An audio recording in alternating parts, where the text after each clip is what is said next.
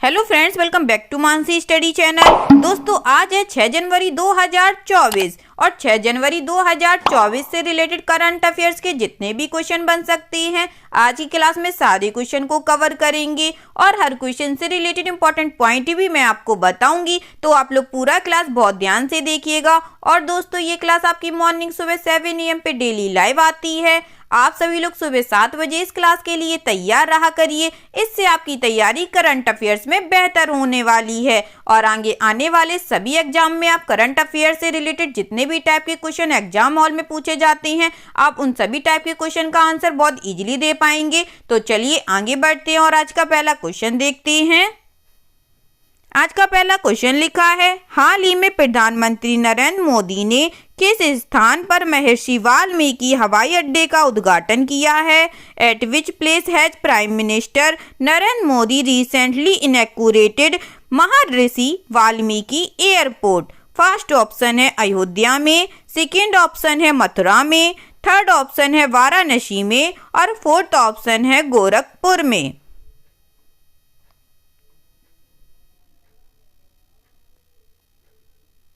जल्दी से बताइएगा दोस्तों, इस क्वेश्चन का राइट आंसर क्या हो जाएगा? इस क्वेश्चन का जो राइट आंसर हो जाएगा फ्रेंड्स, वह है हमारा ऑप्शन नंबर ए, अयोध्या में। चलिए इस क्वेश्चन से रिलेटेड इंपॉर्टेंट पॉइंटों को पढ़ लेते हैं। प्रधानमंत्री नरेंद्र मोदी ने अयोध्या में महर्षि वाल्मीकि हवाई अड्डे का उद्घाटन किया है। इस हवाई अड्डे के चरण फर्स्ट को 1450 करोड़ रुपए से अधिक की लागत से विकसित किया गया है। इस हवाई अड्डे के टर्मिनल भवन का क्षेत्रफल 6500 वर्ग मीटर होगा। यह सालाना लगभग 10 लाख यात्रियों को सेवा प्रदान करेगा। ठीक है दोस्तों, चलिए आगे बढ़ते हैं और नेक्स्ट क्वेश्चन देखते हैं। नेक्स्ट क्वेश्चन लिखा है फ्रेंड्स, हाल ही में भारत और किस देश के बीच एक्सरसाइज डेजर्ट साइक्लोन नामक एक संयुक्त सैन्य अभ्यास राजस्थान में शुरू हुआ है? Recently a joint military exercise between India and which country named exercise Desert Cyclone has started in Rajasthan? First option है जर्मनी, सेकेंड ऑप्शन है कजाकिस्तान, थर्ड ऑप्शन है सऊदी अरब या फोर्थ ऑप्शन है संयुक्त अरब अमीरात।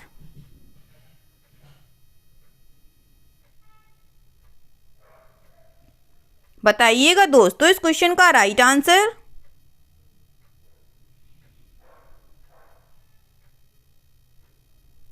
इस क्वेश्चन का जो राइट आंसर हो जाएगा फ्रेंड्स, वह है हमारा ऑप्शन नंबर डी, संयुक्त अरब अमीरात। चलिए इस क्वेश्चन से रिलेटेड इंपॉर्टेंट पॉइंटों को पढ़ लेते हैं। भारत और संयुक्त अरब अमीरात के बीच एक्सरसाइज डेजर्ट साइक्लोन नामक एक संयुक्त सैन्य अभ्यास राजस्थान में शुरू हुआ है। इस संयुक्त सैन्य अभ्यास का मुख्य उद्देश्य शहरी परिचालन में सर्वोत्तम प्रथाओं को सीखकर और साझा करके अंतर संचालनीयता बढ़ाना है। इससे पहले सितंबर 2008 में अबू धाबी के अल धफरा स्टेशन ने संयुक्त अरब अमीरात और भारत के बीच पहली बार संयुक्त वायुसेना अभ्यास की मेजबानी की है। ठीक है दोस्तों, चलिए आगे बढ़ते हैं और नेक्स्ट क्वेश्चन देखते हैं।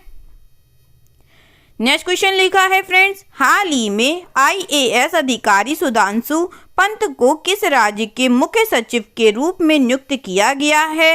Recently IAS officer Sudhanshu Pant has been appointed as the chief security of which state? First option है पंजाब, सेकेंड ऑप्शन है हरियाणा, थर्ड ऑप्शन है राजस्थान या फोर्थ ऑप्शन है मध्य प्रदेश।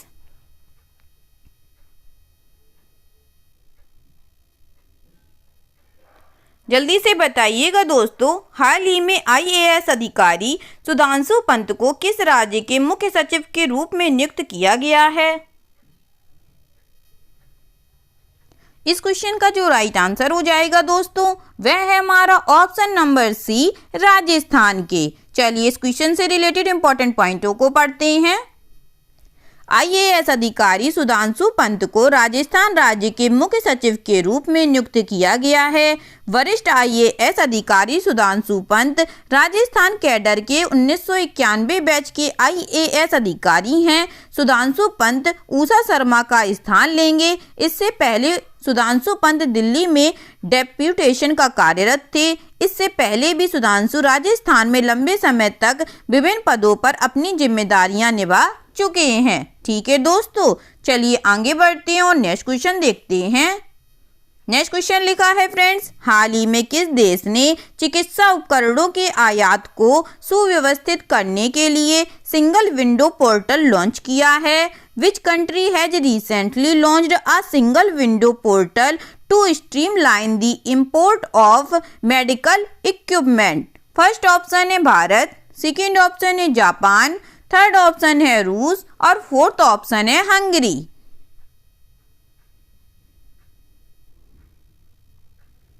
जल्दी से बताइएगा दोस्तों, इस क्वेश्चन का राइट आंसर क्या हो जाएगा?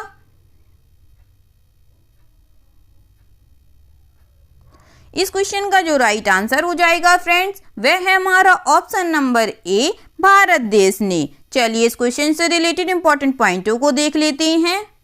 भारत ने चिकित्सा उपकरणों के आयात को सुव्यवस्थित करने के लिए सिंगल विंडो पोर्टल लॉन्च किया है। यह पोर्टल नैदानिक जांच, परीक्षण, मूल्यांकन, प्रदर्शन या प्रशिक्षण जैसे विभिन्न उद्देश्यों के लिए चिकित्सा उपकरणों के निर्माण या आयात के लिए पंजीकरण प्रमाण पत्र और लाइसेंस के लिए आवेदन की सुविधा प्रदान करेगा। यह सिंगल विंडो पोर्टल निवेशक के लिए आवश्यक सभी स्वीकृतियों के लिए वन स्टॉप शॉप के रूप में कार्य करेगा और व्यापार करने में आसानी की सुविधा प्रदान करेगा।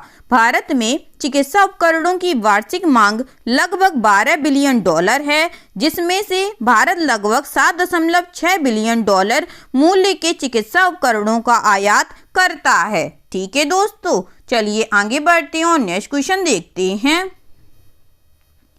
नेक्स्ट क्वेश्चन लिखा है फ्रेंड्स, हाल ही में केंद्रीय गृह मंत्री अमित शाह ने किस शहर में राष्ट्रीय सहकारी डेयरी संघ कार्यालय के नए कार्यालय भवन की आधारशिला रखी है? Recently in which city has union home minister Amit Shah laid the foundation stone of the new office building of national cooperative dairy union office? First option है जयपुर, सेकेंड ऑप्शन है लखनऊ, थर्ड ऑप्शन है गांधीनगर या फोर्थ ऑप्शन है पालनपुर।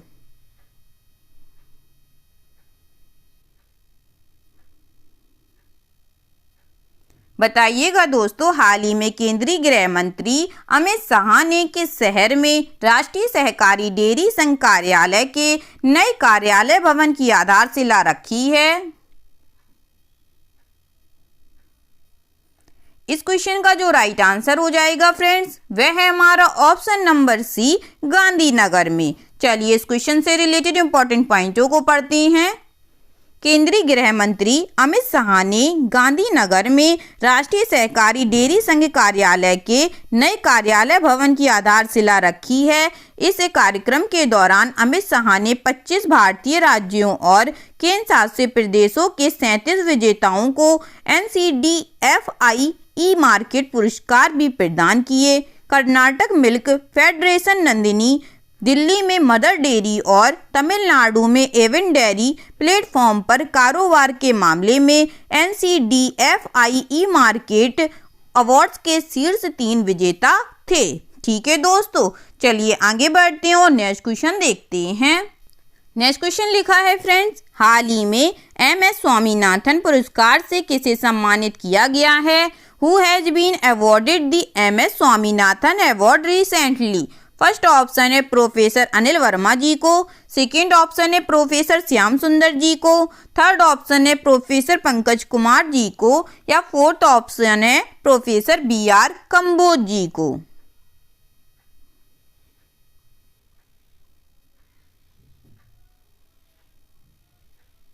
बताइएगा दोस्तों, हाल ही में MS Swaminathan पुरस्कार से किसे सम्मानित किया गया है?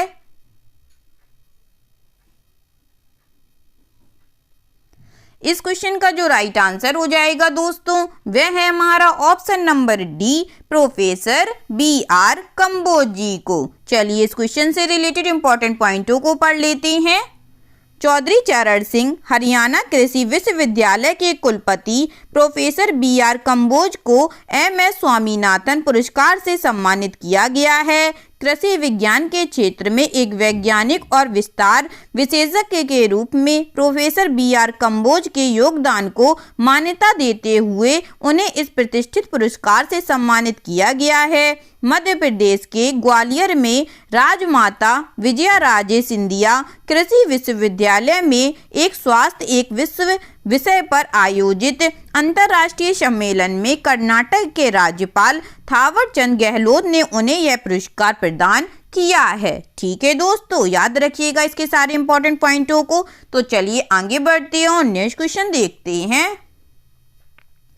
नेक्स्ट क्वेश्चन लिखा है फ्रेंड्स, हाल ही में PM विश्वकर्मा योजना लागू करने वाला पहला केंद्र शासित प्रदेश कौन बना है? Which has become the first union territory to implement PM Vishwakarma Yojana recently? First option है Jammu and Kashmir, second option है लद्दाख, थर्ड ऑप्शन है गोवा या फोर्थ ऑप्शन है चंडीगढ़।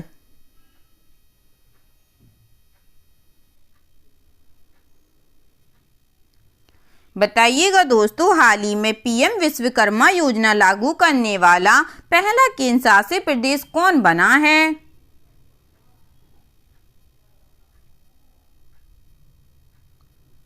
इस क्वेश्चन का जो राइट आंसर हो जाएगा दोस्तों वह है हमारा option number A, Jammu and Kashmir बना है। चलिए इस क्वेश्चन से रिलेटेड इंपॉर्टेंट पॉइंटों को पढ़ते हैं।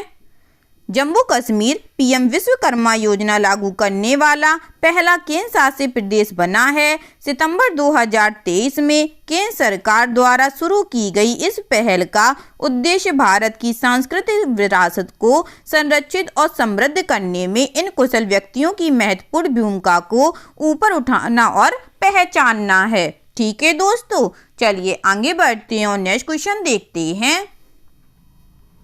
नेक्स्ट क्वेश्चन लिखा है फ्रेंड्स, हाल ही में किस ऑस्ट्रेलियाई बल्लेबाज ने एक दिवसीय अंतर्राष्ट्रीय क्रिकेट से संन्यास की घोषणा की है?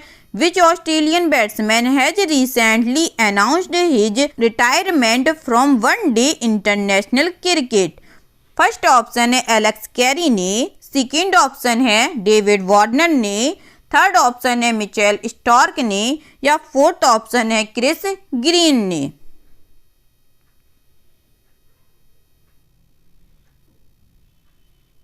जल्दी से बताइएगा दोस्तों इस क्वेश्चन का राइट आंसर क्या हो जाएगा।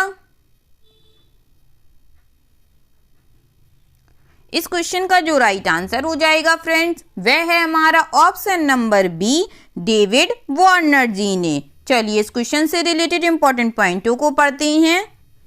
ऑस्ट्रेलियाई बल्लेबाज डेविड वार्नर ने एक दिवसीय अंतर्राष्ट्रीय क्रिकेट से संन्यास की घोषणा की है। इससे पहले डेविड वार्नर ने टेस्ट करियर में भी संन्यास की घोषणा की थी। डेविड वार्नर ऑस्ट्रेलियाई वनडे इतिहास में छठे सबसे ज्यादा रन बनाने वाले खिलाड़ी हैं। वार्नर ने अपने 161 मैच में 6,932 रन बनाए, जिसमें 22 शतक भी शामिल हैं। ठीक है दोस्तों, चलिए आगे बढ़ते हैं और नेक्स्ट क्वेश्चन देखते हैं।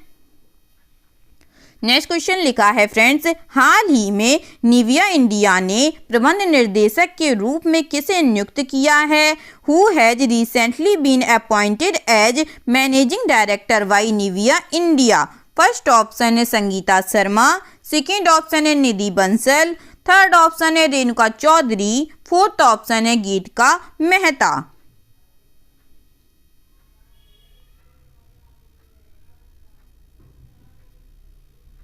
बताइएगा फ्रेंड्स इस क्वेश्चन का राइट आंसर।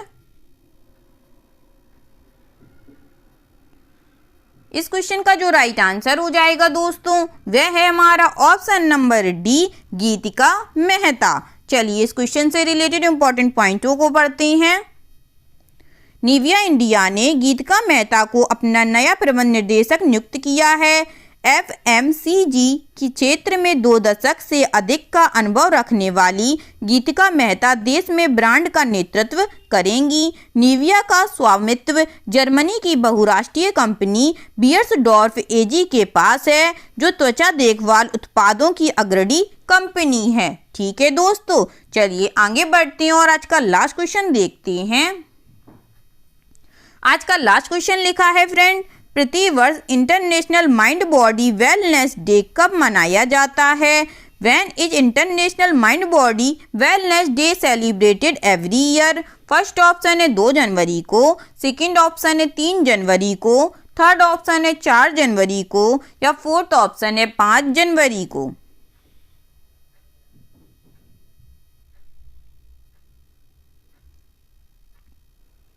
बताइएगा दोस्तों, प्रति वर्ष international mind body wellness day कब मनाया जाता है?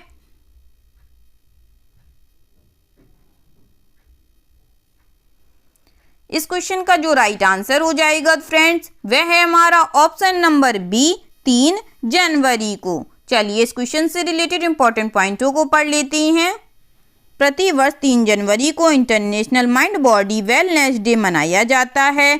ये दिवस लोगों को उनकी सेहत के प्रति जागरूक करने के उद्देश्य से मनाया जाता है तथा साथ ही व्यक्तियों को उनके समग्र कल्याण पर विचार करने के लिए प्रोत्साहित करता है।